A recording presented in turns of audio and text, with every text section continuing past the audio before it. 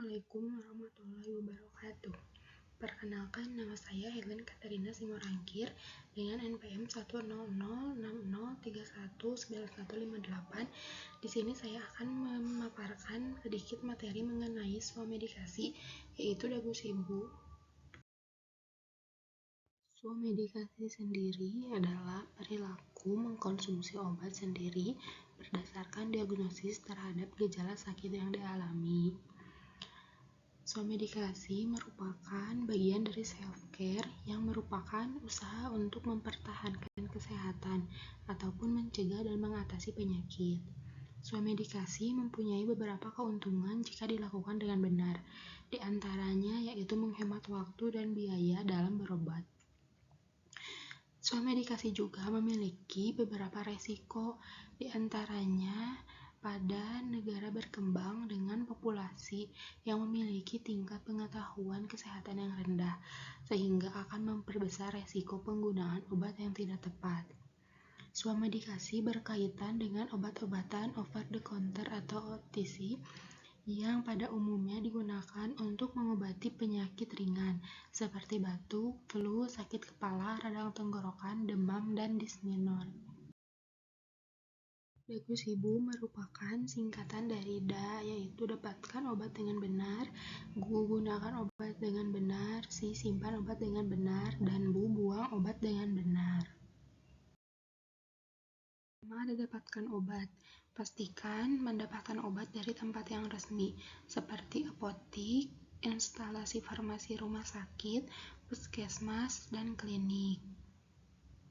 Penggolongan obat berdasarkan tanda pada kemasan juga dapat membantu untuk mendapatkan obat yang resmi.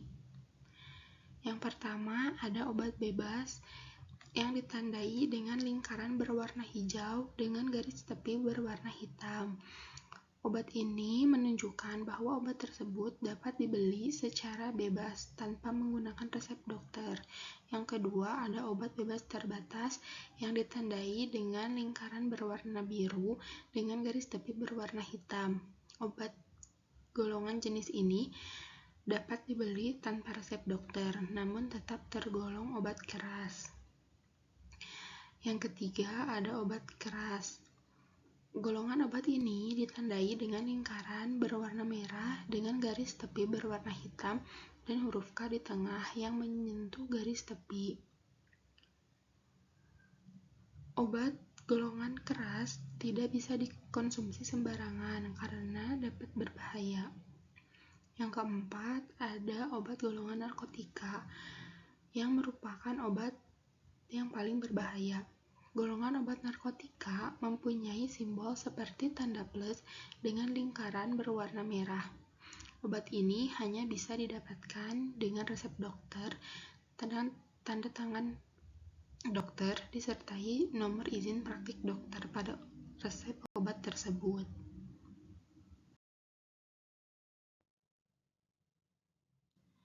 Yang kedua, ada gunakan obat. Penggunaan obat mengacu pada prinsip penggunaan obat seperti tepat diagnosa, tepat indikasi, tepat pemilihan obat, tepat dosis, cara dan nama pemberian, serta pemberian informasi.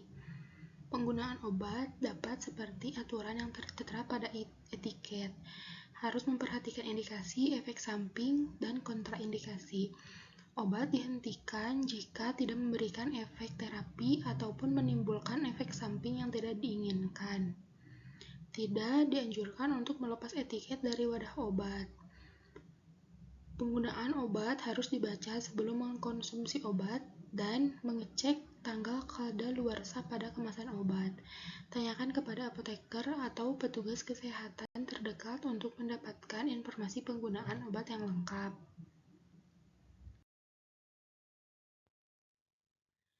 Yang ketiga, ada simpan obat. Agar obat bisa digunakan hingga masa kadaluarsanya, maka kita harus menyimpan obat sesuai dengan petunjuk penyimpanan yang tepat. Obat dapat disimpan di tempat yang tidak terkena matahari langsung, tidak lembab, kering, dan dijauhkan dari jangkauan anak-anak. Sebagian besar kemasan obat akan mencantumkan kondisi ideal penyimpanan masing-masing obat, sehingga obat dapat disimpan sesuai dengan kemasan aslinya, dan pastikan obat tersebut tertutup rapat agar terhindar dari kontaminasi. Yang terakhir ada buang obat dengan benar. Ciri-ciri obat kadaluarsa adalah telah melewati tanggal waktu kadaluarsa, sehingga obat akan berubah rasa, bau, maupun warna. Obat yang telah kadaluarsa tidak boleh dibuang sembarangan karena akan beresiko disalahgunakan atau tidak sengaja diminum oleh orang.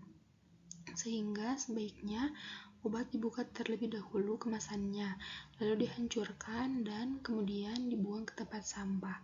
Menurut Departemen Kesehatan, cara membuang obat ada beberapa tahapan, yaitu pastikan obat telah rusak atau kadaluarsa, berubah warna, dan tidak diperlukan. Obat dihancurkan seperti obat kapsul dan tablet. Untuk sediaan obat cair seperti sirup dan suspensi, obat sebaiknya diencerkan terlebih dahulu dengan air atau dapat ditambahkan dengan pasir dan tanah, kemudian buang bersamaan dengan sampah lain. Kemudian etiket dilepaskan dan tutup botol. Kemudian botol dapat dihancurkan supaya wadah tidak disalahgunakan. Yang terakhir, untuk obat antibiotik tidak boleh dibuang sembarangan, yaitu dengan cara menghilangkan label yang ada pada wadah kemasan, kemudian buang obat antibiotik bersamaan dengan kemasan.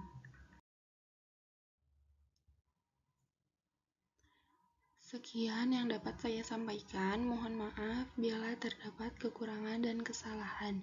Terima kasih. Wassalamualaikum warahmatullahi wabarakatuh.